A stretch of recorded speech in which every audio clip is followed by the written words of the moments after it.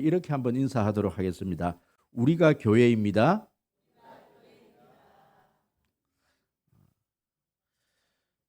여러분, 제가 이렇게 이때까지 에베소서를 이렇게 시작하면서 4번에 걸쳐서 그렇게 말씀을 전거했습니다. 제가 이 말씀을 이렇게 전거하기 전에 혼자서 지난 설교들을 쭉 이렇게 머릿속에 떠올리면서 제목을 생각하고 내용을 정리를 해봤는데, 사실 이 목사라도 지난번 설교 제목도 기억이 나지 않을 때가 있어요. 내용도 그러고. 여러분들 오죽하시겠습니까? 그럼에도 불구하고 제가 이 에베소서 강의를 하고 난 이후에는요, 이 에베소서 제가 이때까지 했던 이 설교가 제 머릿속에 그대로 남아있더라고요. 그럼 그것이 왜 그런 거 아니? 이 에베소서 이 내용이 그만큼 중요하고 또 저한테는 이게 굉장히 인상 깊었던, 제가 이때까지 고민을 했던 모든 문제들이 또 풀리는 어떤 그런 내용이었기 때문에 그렇습니다. 그럼 제가 한번 앞부분을 제가 한번 요약을 한번 해드려보도록 하겠습니다. 첫 번째 시간 제가 말씀으로 드렸던 설교 제목이 성부, 성자, 성령 하나님의 구원 사역이었거든요. 그래서 성부 하나님께서 아주 먼 옛날 창세전에 우리를 예정하셨고 선택하셨습니다. 성자 예수님께서 십자가의 죽으심으로 말미암아 저와 여러분들의 죄를 대속하셨고 속량하셔서 구원하셨습니다. 이 정도 기억하면 많이 기억하죠? 이게 지금 외워서 하는 거 아닙니다. 세 번째는 성령 하나님께서 우리에게 우리 마음에 찾아오셔서 인쳐주셨고 보정해 주셨습니다. 그래서 우리가 구원받았습니다. 그래서 바울은 이 에베소 성도를 향해서 기도를 하는 거예요. 4가지 기도 제목을 가지고 기도를 합니다. 그래서 이 4가지 기도 제목 중에서도 마지막 기도 제목은 너무 중요하기 때문에 거기서도 또 제가 바울의 기도 1, 2 이래서 2번에 걸쳐서 그렇게 말씀을 전거했습니다. 4가지 기도 제목입니다. 첫 번째 기도 제목이 뭔가 하니, 하나님, 이 에베소 성도들이 하나님을 알게 하여 주옵소서. 두 번째 기도 제목이, 하나님, 이 에베소 성도들이 하나님의 부르심의 소망을 알게 하여 주옵소서. 세 번째 기도 제목이, 하나님, 그 기업의 영광의 풍성함을 알게 하여 주옵소서. 네 번째 기도 제목이, 하나님, 하나님의 능력을 알게 하여 주옵소서. 그런데 그 하나님의 능력이 구약시대 때는 하나님의 능력이 직접 나타내 보이시기도 했고 또 특정한 어떤 사람들을 통해서 나타내 보이셨지만, 신약에 있어서 그 하나님의 능력은 예수 그리스도로 말미암아 하나님의 능력이 나타났습니다. 그 하나님의 능력이 어떻게 나타났느냐? 바로 예수 그리스도를 십자가에 못 박혀 죽이시고 3일 만에 하나님께서 다시 살리셨습니다. 할렐루야. 그리고 그 예수 그리스도를 교회의 머리로 세우시고 이 만물을 다스리시는, 교회뿐만 아니라 이 천하 만물의 왕으로서 이 세상을 다스리시는 왕으로서 교회의 머리로 세우셨습니다. 할렐루야. 이게 에베소서 1장의 내용의 요약입니다. 저번 주 설교 제목, 하나님의 은혜로, 하나님의 믿음으로. 제가 외워서 하는 거 아닙니다. 이게 제 머릿속에 그대로 남아있는 거예요. 하나님의 은혜로 믿음으로. 우리가 예수를 믿기 전에는 우리의 모습이 어떠했느냐, 오늘도 그 내용이 나와요. 그때의 2장 2절 말씀, 그때 너희는 세상 가운데 1절 2절 2장 1절 2절 그는 허물과 죄로 죽었던 너희를 살리셨도다. 예전에는 너희가 어떠했느냐, 허물과 죄로 죽었던 사람이다. 뿐만 아니라 2절에서 그때에 너희들은 공중근세 잡은 자, 악한 사탄 마귀의 종이 되어서 이리 끌리고 저리 끌리고 다니는 마귀의 종로로 타던 그런 사람이었다. 그때에 너희들은 어떠했느냐, 너희들 마음대로 그렇게 네가 하고 싶은 대로 그렇게 살아가면서 하나님의 진노의 자녀가 되었다. 그 진노의 자녀인 너희들을 하나님께서 우리에게 하나님 자녀 삼으셨는데, 그 자녀는 무엇으로? 전적인 하나님의 은혜로, 전적인 하나님의 오직 믿음으로, 전적인 하나님의 은혜로 오직 믿음으로 우리가 하나님의 자녀가 되었습니다.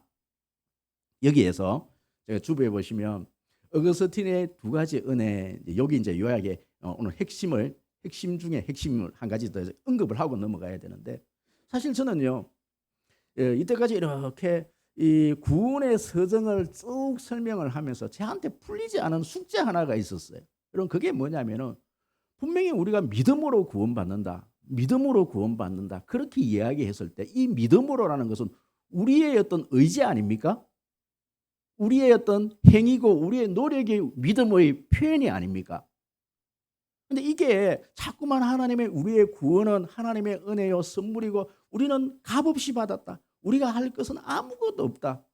이렇게 얘기하니까 제게 풀리지 않는 숙제 하나가 있었단 말씀이죠. 근데 그게 저번 주에 설교했던 바로 어거스틴이 이 은혜를 두 가지로 설명을 했던 거예요. 그 두 가지가 뭐냐면 첫 번째가 선행하는 은혜, 후행하는 은혜.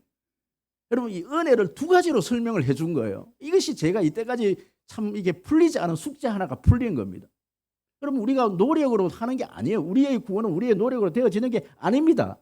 그럼에도 불구하고 우리는요 이렇게 이야기할 때 믿음으로 그랬을 때 우리의 어떤 의지가 우리의 노력이 들어가는 것처럼 그렇게 설명이 되어진단 말씀이죠.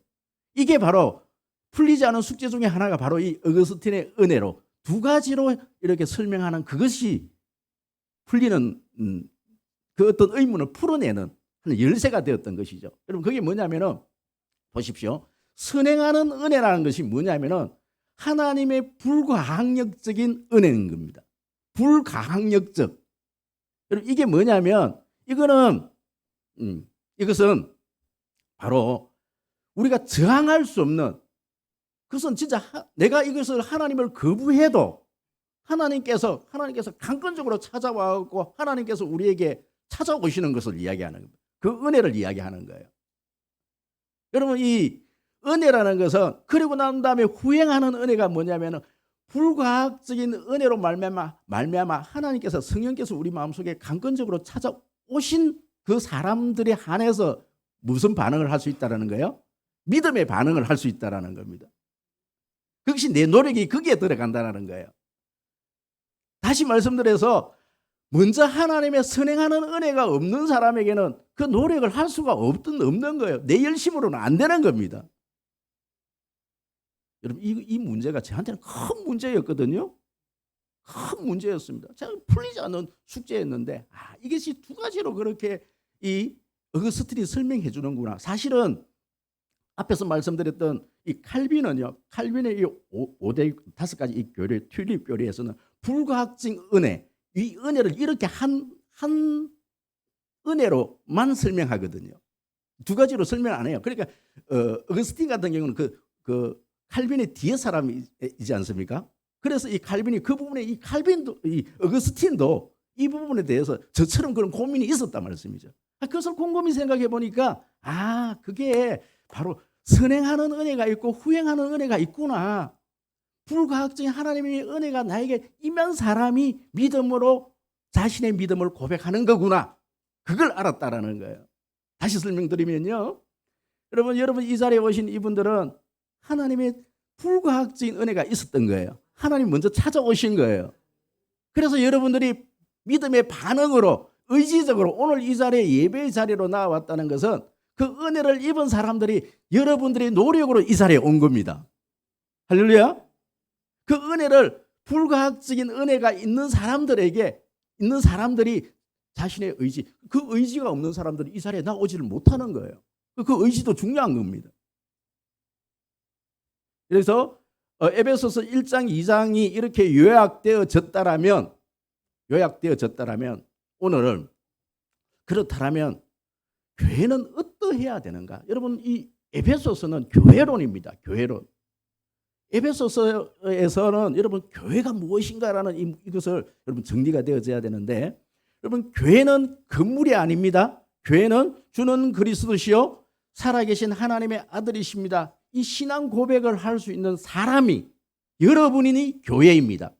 우리가 인사를 했던 것처럼 당신이 교회입니다. 내가 교회입니다. 사람이 교회입니다. 할렐루야. 그렇기 때문에 교회는요 사람 공동체입니다. 교회가 무엇인가? 오늘 이 본문에서는 교회가 무엇인가? 교회는 어떠해야 되는가에 대해서 오늘 바울은 말씀을 하고 있습니다. 여러분 오늘 본문에 보시면 교회라는 것은 예수 그리스도의 피로 세워진 교회인데 예수 그리스도의 피값을 치르고 우리가 이 자리에 앉아 있는데 이것이 교회로 우리가 모였는데 여러분 그래서 교회는 오늘 본문에 보시니까 예수 그리스도 안에서 그리스도의 피로 말미암아 가까워져야 한다. 그럼 오늘 여기서 보시면 그렇다면 누가 가까워졌다는 말씀인가? 여러분 누가 가까워졌습니까? 오늘 거기에 대해서 제가 말씀을 드릴게요.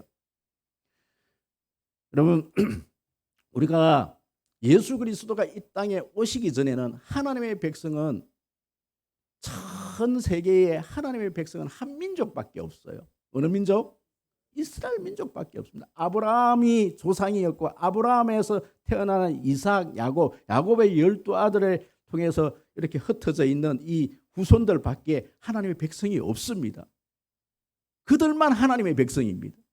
그들이 하나님의 백성인 증거로 하나님께서 그들에게 너희들은 나의 백성이야 그러면서 그들에게 특별히 준 것들이 있어요.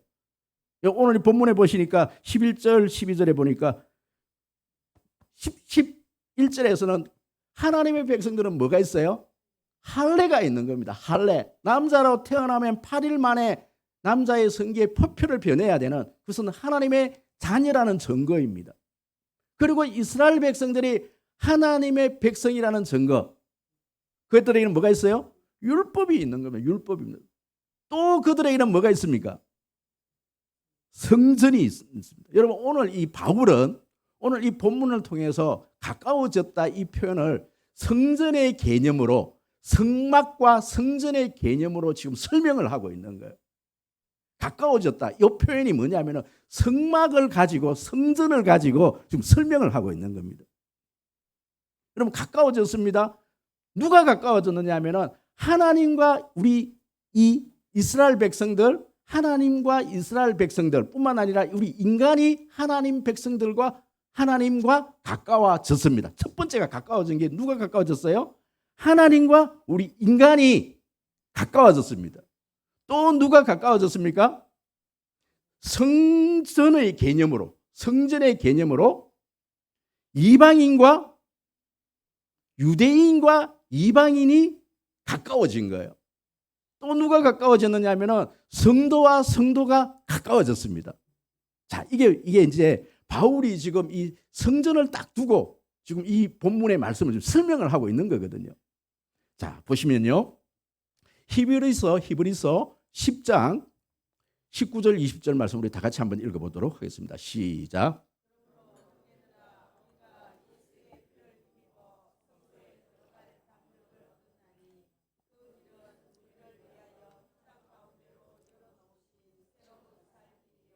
휘장은 곧 그의 육체니라.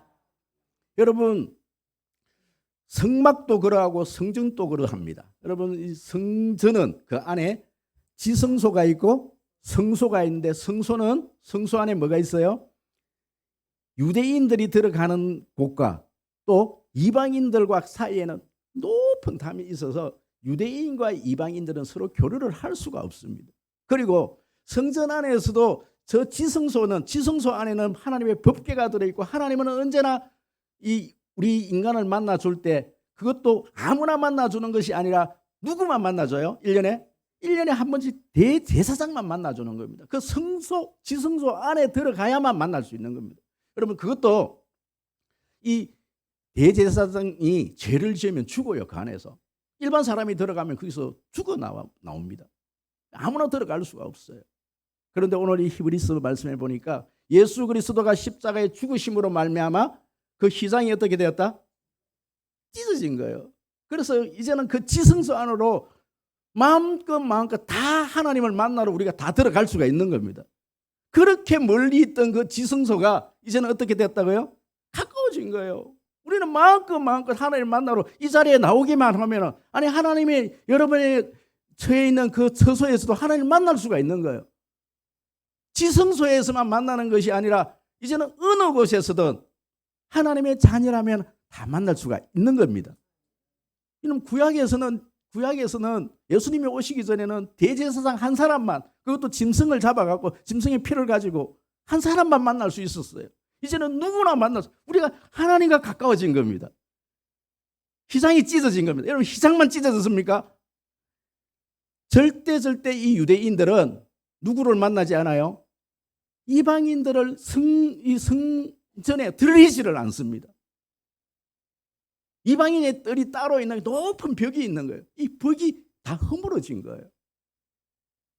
여러분, 저와 여러분들은 예수님이 오시기 전에는 우리는 유대인들이 아닙니다. 우리는 이방인들이에요.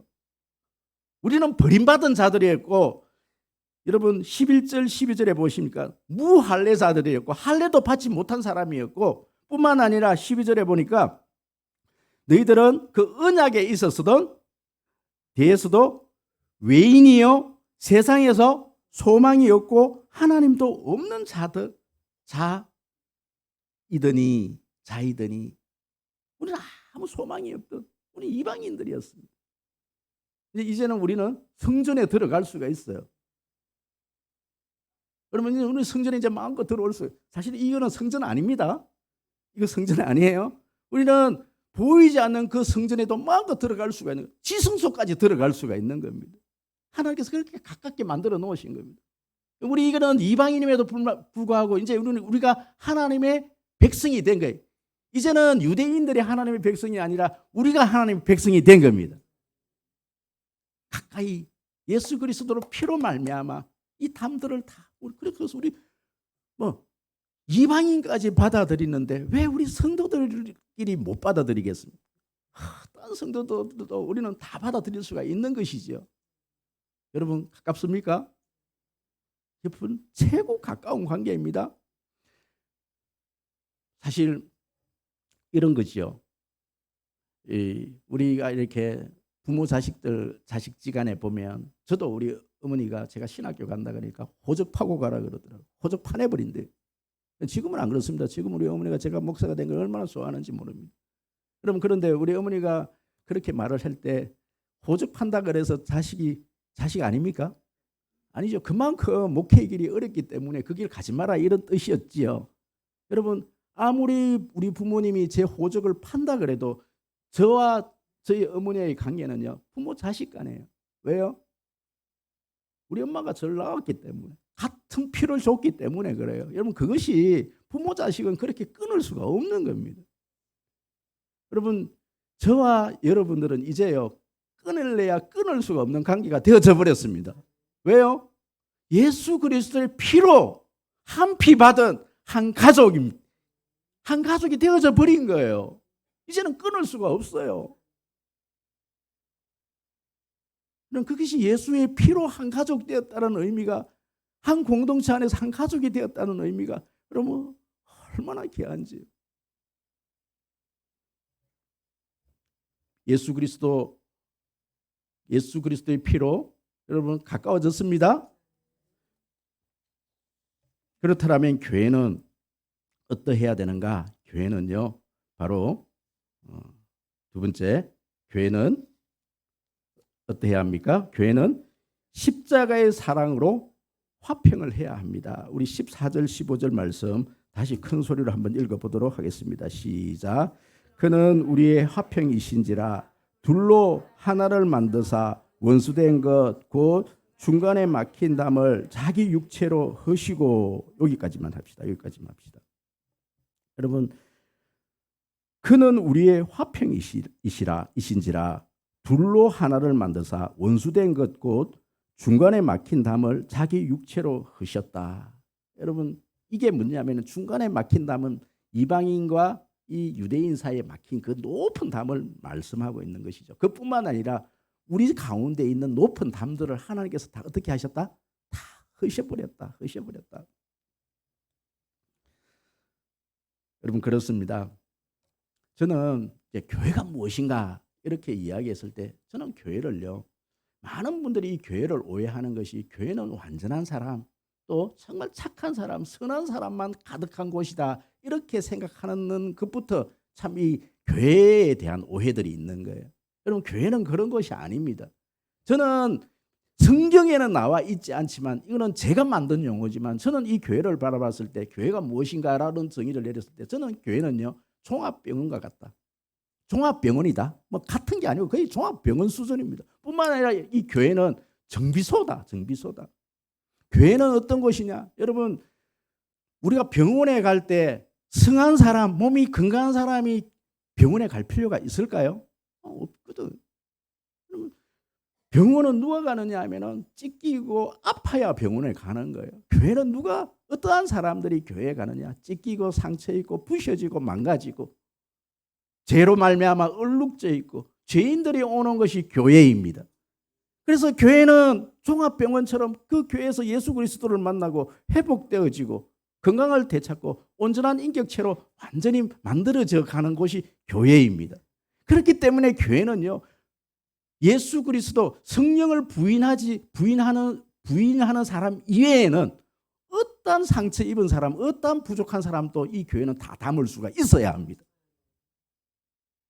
제가 밖으로 나가서 헌신 예배를 인도를 하면 제가 언제나 안디옥 교회, 그 교회 사도행전 13장에 나와 있는 안디옥 교회 설교를 해요.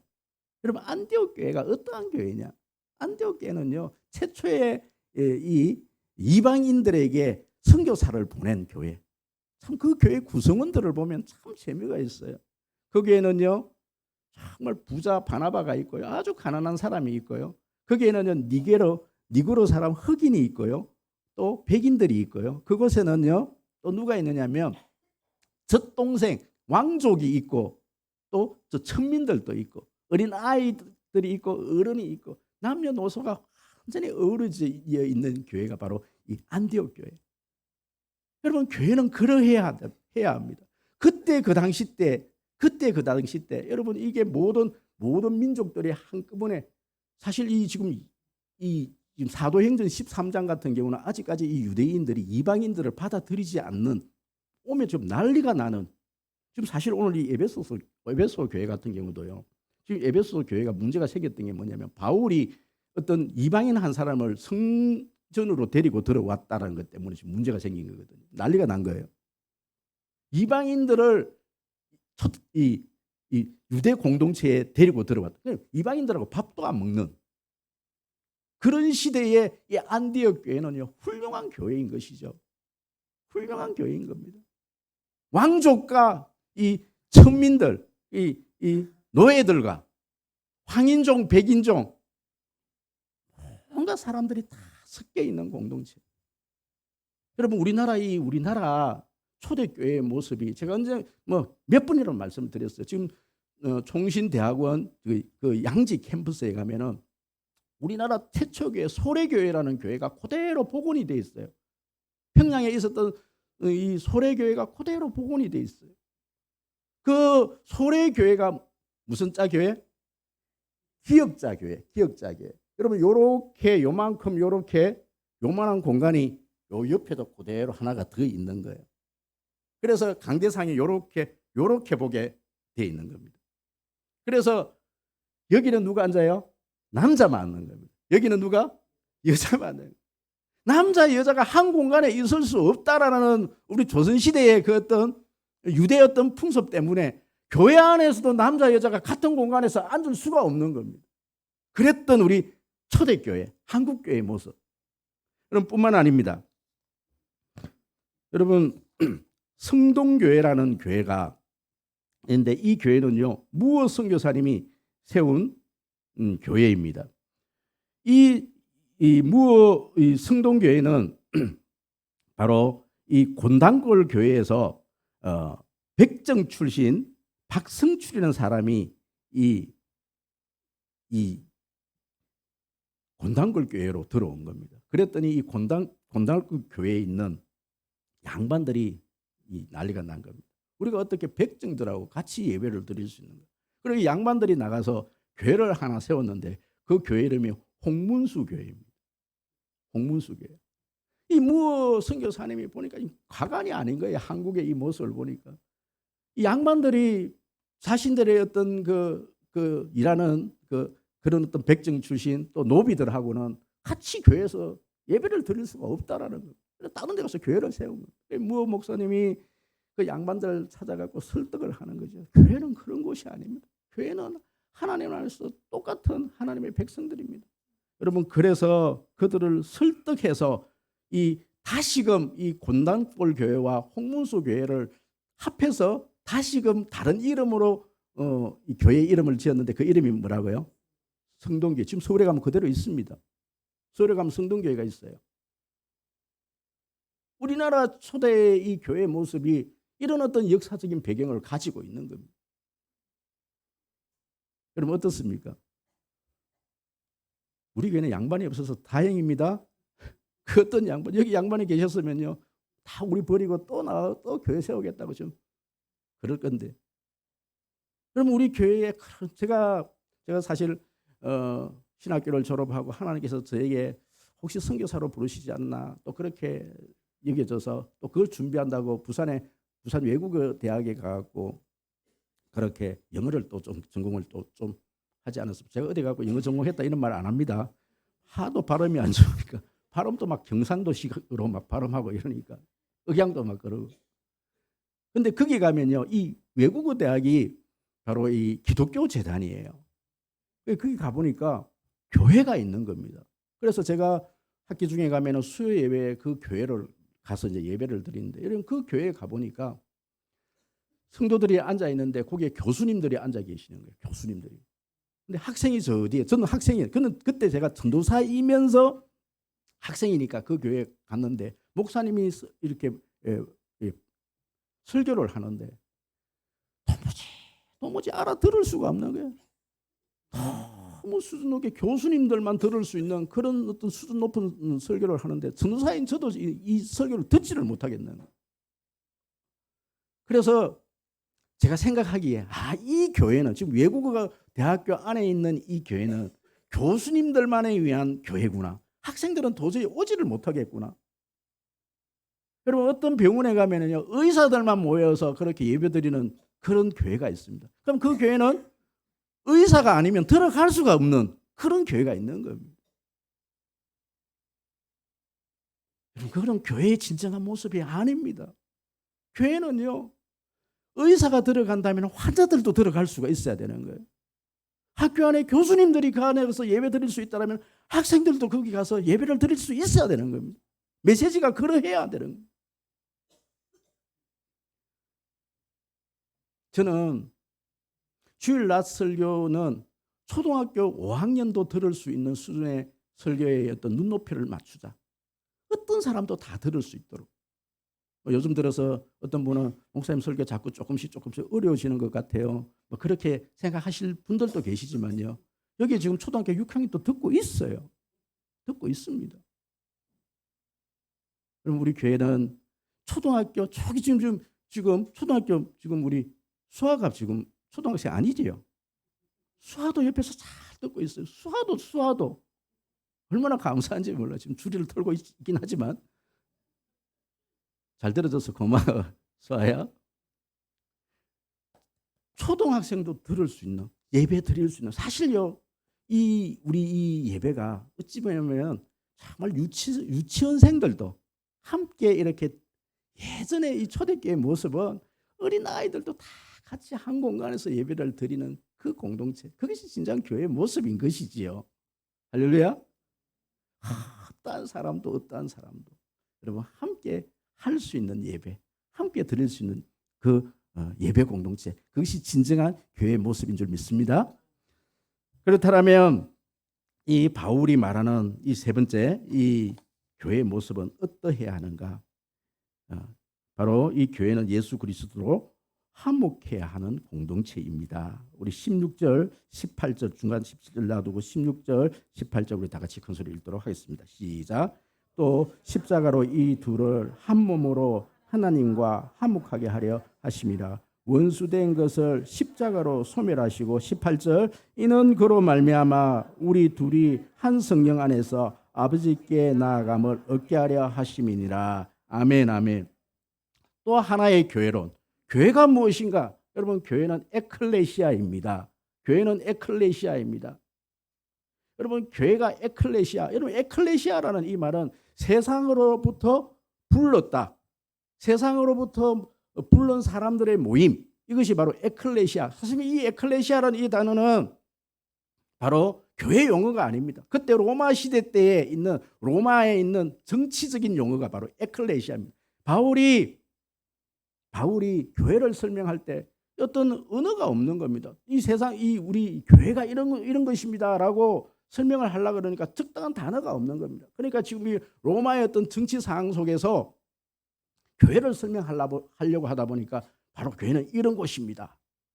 교회는 정말 예수 그리스도의 십자가로 말미암아 화목을 이루는 것이 바로 교회입니다. 여러분, 그런데 여기서 보시면 여러분, 평화라는 거, 화목하는 거, 그죠? 이것이 평화인데 영어는 peace라는 단어, 그죠?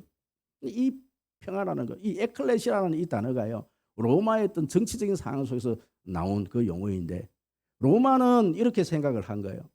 이 에클레시아들을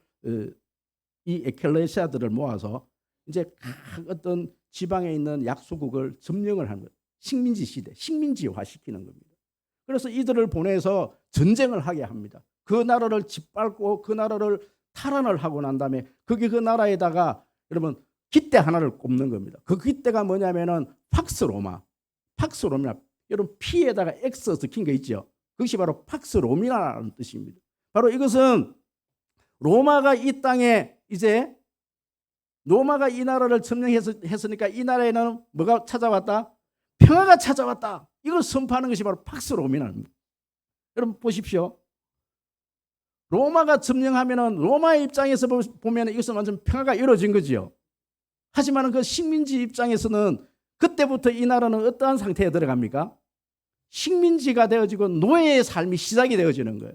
그 입장은, 그 평화는 어느 입장에서 이야기를 하는 겁니까? 로마 입장에서. 그럼 세상에는 다 이 평화를 주장하는 겁니다. 세상은 모든 평화라고 얘기했을 때 힘의 논리에서 그 힘이 자신의 힘으로 짓누르고 난 다음에 내가 그 위에 섰을 때 그것은 평화입니다라고 외치는 거예요. 여러분 그렇지 않습니까? 여러분 세상이 사는 세상에서도 높은 어떤 지위에 있는 사람들이 자신의 입장에서 참 우리 평화롭다 그렇지만 여러분 밑에 있는 직원 입장에서는 그것이 평화입니까? 아니에요. 그런데 여러분 에디레오 목사님이 이 부분을 가지고 교회론을 이렇게 설명을 하는 거예요. 교회는 어떤 곳이냐? 바로 에클레시아가 교회입니다. 이 교회는 저와 여러분들을 하나님께서 에클레시아로 불렀습니다. 에클레시아는 어떤 정치적인 집단이거든요. 이 에클레시아에서 사실은 우리나라로 치자면 국회 같은 이런 곳이 바로 에클레시아. 어떤 그런 교회에서 이제 정말 이 세상을 향해서 이 세상에 정말 이제 하나님 나라에 대해서 평안을 주기 위해서 이 나라를 점령하기 위해서 군사들을 모집했는데 그 군사들을 뭐라 그런다? 아포스톨로스, 사도들. 우리가 흔히 말하는 사도들이라 그러는 것을 아포스톨로스라 그러는데 그 군인들을 모아놓은 사람들을 이 아포스톨로스라 그러는 거예요. 이 아포스톨로스들이 이 세상으로 나아가서 하나님의 복음을 전하고 하나님 나라를 선포하고 거기에 평화를 선포하는 겁니다. 여기에 평화가 왔습니다. 여러분 평화라는 것은요. 보십시오. 예수님께서 누가복음에서 이 땅에 제일 먼저 오셔서 이 땅에 오셔서 선포한 내용이 무엇입니까? 지극히 높은 곳에서는 하나님께 영광이요 땅에서는 기뻐하심을 입은 사람들 중에 평화로다. 예수님께서 이 땅에 오신 것은 평안을 주기 위해서 이제 예수님이 오셨으니까 이제 이 땅에 뭐가 임했다라는 거예요? 평화가 임했다라는 겁니다. 평화가 임했는데 이 9절에서 잘 보셔야 될 게 뭐냐면 이 땅에서는 기뻐하심을 입은 사람들 중에 평화로다. 이 땅에서는 기뻐하심을 입은, 여기서 기뻐하심을 입은 사람들은 누구입니까? 자, 첫째 시간에 제가 설교 시간에 말씀드렸던 성부 하나님께서 예정하셨습니다. 선택하셨습니다. 그 선택하신 그 하나님의 백성을 하나님께서 부르셨습니다. 그 사람에게 하나님께서 은혜를 주시는 겁니다. 그 사람을 하나님께서 교회로 부르시는 겁니다. 이 세상 밖에서도 하나님께서 모든 사람들에게 평안을 준 게 아니에요. 하나님께서 기뻐하시는 사람들에게 평안을 주는 겁니다. 평안하는 것이 모든 사람이 누릴 수 있는 게 아니에요. 그럼에도 불구하고 왜 우리 가운데 평화가 없습니까? 왜 교회에 평화가 없습니까? 여러분 가정에 왜 평화가 없습니까? 왜 다툼이 일어나고 왜 계속해서 그런 어떤 문제가 일어나느냐면 그곳에는 예수 그리스도가 없는 거예요. 여러분 계속해서 분쟁이 일어나고 다툼이 일어나고 그곳에 평화가 없는 곳에는 뭐가 없다? 예수가 없는 겁니다. 없는 거예요. 가정에서 보십시오. 가정에서 계속 부부싸움이 일어나면 제가 결혼 건축가 그 예전 고전 책 하나를 설명하면서 삼각형의 원리를 설명을 해드렸어요. 사람과 사람 사이에 계속 다툼이 일어나면 우리는 그것을 사람들끼리 해결할 것이 아니라 삼각형의 꼭지점이 누구를 바라보면 된다? 하나님께로 나아가면 그곳에 평화가 일어나는 거예요. 하나님이 없으니까 여러분 하나님이 있다라면 하나님이 우리 존재 앞에 우리 앞에 있다라면 하나님을 사이에 두고 그렇게 싸울 수가 있느냐? 하나님이 없기 때문에 싸우는 거예요. 하나님이 앞에서 없기 때문에 죄를 짓는 겁니다. 요셉이 그렇게 보디발의 아내가 유혹을 해도 이 요셉이 뭐라고 얘기합니까? 내가 하나님 앞에서 어떻게 득죄하리요? 내가 짓겠느냐? 눈에 보이지 않지만 나는 언제나 하나님 앞에서 살아갑니다. 그럼 우리가 하나님이 살아계시다면 하나님이 이곳에 계시다면 그럼 우리가 매일 날마다 내가 죽어지는 이유가 뭐냐면 여러분 어떤 분이 제보고 그래요. 목사님은 어떻게 그렇게 할 수 있느냐? 그렇게 잘 참을 수? 저 못 참아요. 저 얼마나 분이 많은 사람이고 화가 많은 사람이고 싸움 잘하고 저 얼마나 싸움 잘하는지 몰라요. 믿지 않으시네요. 저 조만한 사람이 뭘 싸움을 한다고? 그렇지 않아요. 무섭습니다. 정말 저는 초등학교, 중학교까지 여러분 혹시 우리들의 일그러진 영웅이라는 영화 보셨습니까? 엄석태가 저였습니다. 저 뒤에 이제 좀 인정을 해주는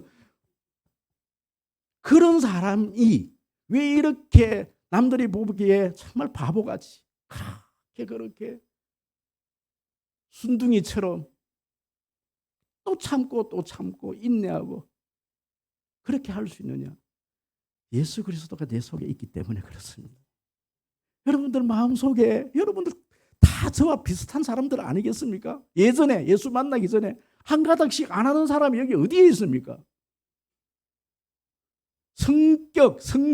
성질이라 그럴게요. 성질 없는 사람이 이곳에 어디에 있어요? 인정하시지요? 그런데 우리가 왜 내가 남편한테 왜 이렇게 순종적인 사람이 될 수밖에 없고 내가 아내 앞에서 왜 이렇게 순종적인 사람이 될 수밖에 없고 이 교회 안에서도 내가 왜 이렇게 참고 견디고 인내하는 사람일 수밖에 없느냐? 내 속에 뭐가 있기 때문에? 성령 하나님이 계시기 때문에 나를 매일매일 나를 죽이고 매일매일 나를 그 십자가 앞에 나를 무릎 꿇리기 때문에 여러분 교회는 그러한 것입니다. 정말 예수가 있어야만이 참아낼 수 있고 인내할 수 있고 싸우지 않을 수 있고 분을 내지 않을 수 있고 나를 통제할 수 있는 것은요 하나님밖에 없더라고요. 이제 우리 부모님도 저를 통제하지 못해요. 우리 어머니 이제 연세 드셔가지고 전화도 잘 안 하셔요. 야야 너 싸우면 안 돼. 이제 이 말씀도 안 해요. 누가 통제를 하겠습니까? 우리 장로님들을 다 저보다 연세 많으신 우리 장로님들을 제가 무엇으로 통제를 하겠습니까? 하나님이 하시는 것이죠. 여러분 남편 말 안 듣는 남편 죄송합니다. 남편만 얘기해서 말 안 듣는 아내 누가 통제하겠습니까? 하나님이 해주셔야 돼요. 할렐루야. 기도하겠습니다.